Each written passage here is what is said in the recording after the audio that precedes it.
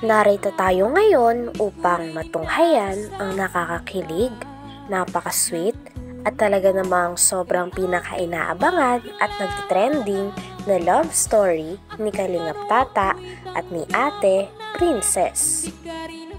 Sa pagpapatuloy ng ating istorya ay kasalukuyan pa rin nasa Bicol si Ate Princess pati na rin si Kalingap Tata, sapagkat napakarami nga ng lugar na gusto talaga nilang pasyalan doon.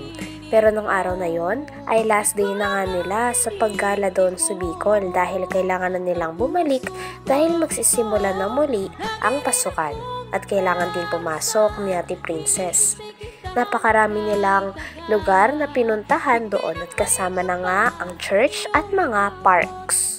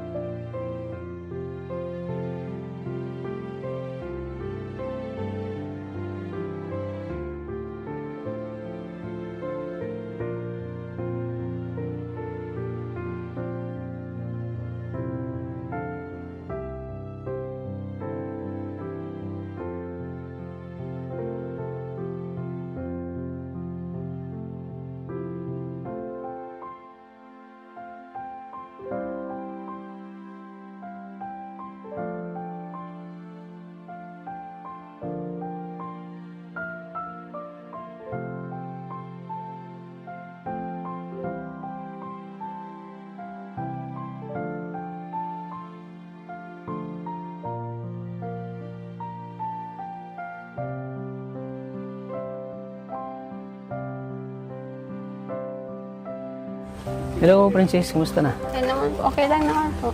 Kumusta naman yung tulog mo? Okay naman po. Nakatulog naman ako na maayos. Kayo po. Kumusta naman okay lang naman yung tulog mo? Yun, mahimbing naman yung tulog ko. Kasi sobrang saya ko nung pumunta tayo ng Ng Kagsawa po. ng Kagsawa. Grabe, sobrang enjoy, no? Opo, sobrang nakaka-enjoy po talaga. Ngayon, andito na lang tayo sa Farm Plates. Alam mo, Princess, dito pala nag-shoot sila, sila Carlo Aquino at Barbie Imperial. Oo nga po, nakita ko po din sa tarpaulin nila yung I Love Lizzy. Oo. Yes. Dito po. Kasi ang ganda talaga ng tanawin, no? Oo nga po. Talagang mamangha ka talaga. So ayan, pakyat na tayo. Nga po. Excited ka na bang Super makita ang mga magandang tanawin dito sa Farm Plates? Ano po talaga, excited na akong makita. Grabe, at hanggang ngayon nga ay hindi pa rin makapaniwala si Ate Princess. Nakasama niya na si Kalingap Tata sa isang lugar na dati ay nakikita niya lang daw talaga sa mga libro. At nung araw na yon ay talagang nag-enjoy silang dalawa dahil napakadami ng lugar na kanilang pinuntahan at na-enjoy talaga nila ito. Una pa nga lang ay ang paglalakad nila ng magkasama ay sobrang natutuwa na sila dahil napaka-peaceful doon at napakaganda ng kapaligiran. Makita yung mga tanawin dito. Lot kasama ka. Oo, syempre na. Grabe, ang haba pa. At sulitin natin ngayon kasi ito na yung panghuling araw natin dito. Oo nga po eh. Talagang sulitin na. Grabe. Grabe, ang ganda pala dito talaga. Ganda talaga, nakakamangha dito. Daming flowers. Daming flowers. Tsaka ito, may mga ano pa? Pine tree. May mga pine tree. Sana Yun, ang ganda oh. Ang ganda. May bike pa. Kulungan ng Ang mga kalapate. Kulungan ba yan? Opo. Kulungan nga po talaga nila. Diyan sila dumadapo Ang daming hindi alaga. lang pala dalawa oh. Madami po. Madami oh. Yung mga pato pa. Yung mga pato, wow. Ay, ang ganda dito. Ganda yung picture oh. Mamaya tayo dyan.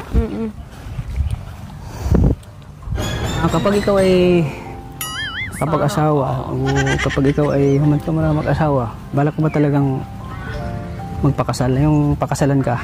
Siyempre po, pangarap nila mga babae yung pakasalan sila sa mga simbahan, yung gano'n. Pangarap mo yun?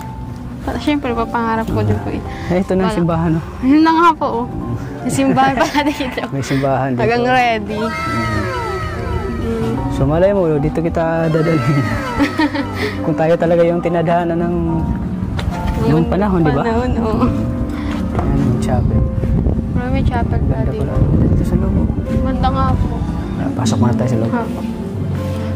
Laki ng laki ng rebulto ni Jesus Christ, oh. Oo nga po. Mag-pray ka, mag-man. Oo, ganun. Tapos dito, bago ka daw kailangan mo na magpahid pa. magpahid, tapos sabay cross. Oo nga po. Ano cross ka? Ang daming rosaryo. Dami nga po. Mga rosary. At luluhod ka daw dito. Sabay.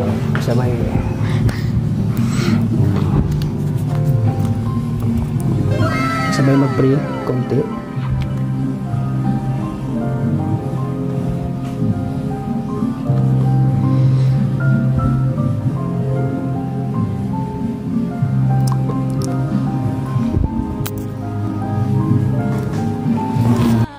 Dumalaw din si Kalingap Tata pati na rin si Ate Princess sa isang napakasikat din na church doon. Talagang nagdasal din sila at nakakatuwa nga dahil si Kalingap Tata at si Ate Princess ay hindi talaga nakakalimot sa Diyos.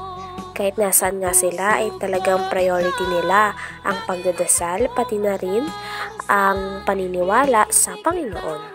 Pagkatapos naman nun ay nag-start na rin silang gumala sa iba't ibang kapaligiran pa.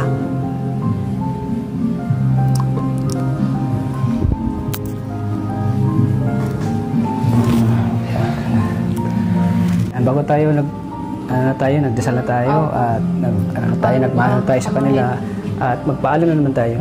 Parang ba? Dito. Bye-bye. Bye-bye. Ganda pala dito sa loob nito. Ang ganda sa loob, ano? Nga po. May mga tugtugin pa. Ang ganda. Ganda, oh. Parang Siyempre, pag may simbahan, may simenteryo. Simenteryo. Simenteryo. Kasi lahat naman tayo ay mapupunta talaga sa Sa ganyan. Sa ganito. Tayo ay nabubuhay. Kaya. Tayo rin ay mamamatay. Kaya, yan, sa likod pala ng chapel. Wow. Talagang. Ikaw, kasi bata ka pa, no? Hindi pa pwedeng kunin tayo ng Panginoon, no? Enjoy muna natin Enjoy yung buhay. Yung buhay. Huwag maaga po. Maaga pa kasi na para kunin tayo ng Panginoon. Kaya, ako, hindi ko pa gusto mawala sa mundo kasi marami pa akong pangarap sa buhay na gusto ko pang gawin habang ako ay nabubuhay. Marami pang umaasa sa akin tulad sa inyo, mga beneficiaries ko, sa mga tinutulungan ko. At siyempre marami pa akong gustong gawin dito sa mundo kaya huwag muna.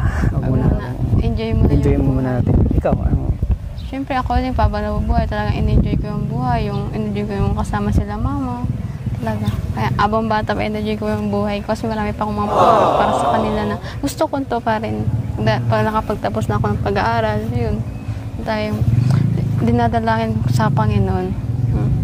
Dasal lang tayo sa Diyos na lagi tayong malakas, masigla. Huwag tayong magkasakit kasi pag nagkasakit tayo, paano yung mga taong umasa sa atin, no? Mahirap yung ganun. Grabe, umuulan. Pero yung nanay ko na nawala, tanggap ko na yun kasi matanda na yung nanay ko. Pero masakit pa rin nangyayari sa nanay ko kasi mawalan ka ng mahal mo sa buhay. Mawalan ka ng mahal mo sa buhay. Masakit pero wala tayong magawa dahil ganun talaga ang buhay.